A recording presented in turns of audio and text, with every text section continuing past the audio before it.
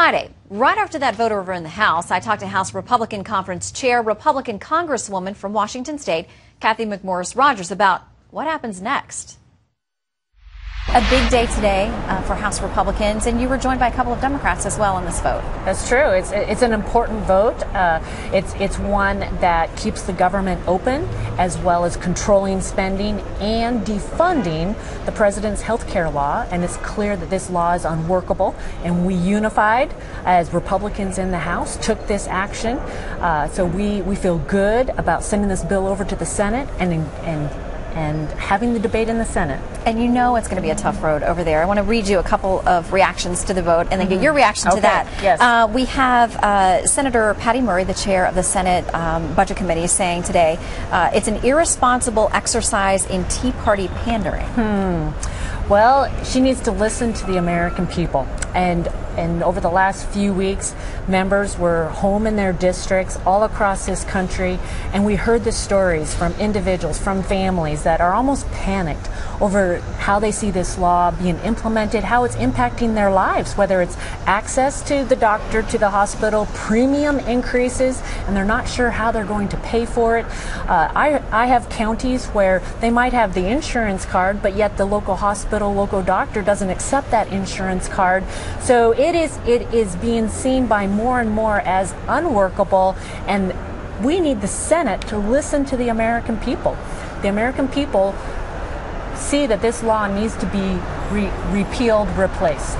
Okay, you have some folks over there, GOP senators who've gotten together in a very organized effort now. Ted Cruz, Mike Lee, they'll be joined by some others apparently, really trying to rally the troops on that side for the GOP.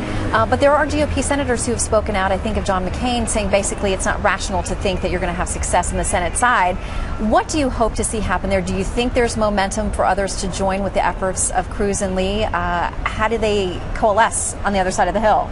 Well, we need to have that debate in the Senate. If we're going to be successful on behalf of the American people that see this law as being unworkable, then we need the Senate to have that debate.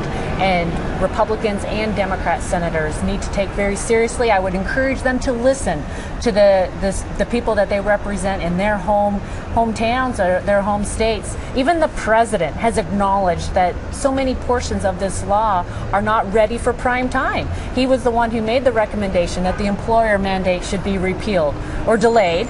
So if the employer mandate is not ready, then shouldn't we be delaying the individual mandate? And there's been other portions of the law that we have actually repealed, got on the president's desk, whether it was the Class Act, the 1099 provision. There's a growing recognition that this law is not ready, it's not workable, and we need the Senate to take action. And what a lot of people don't realize when you mention getting those things to the president's desk, he signed some of these. That's right. We often hear about the 40 votes that have been taken in the House.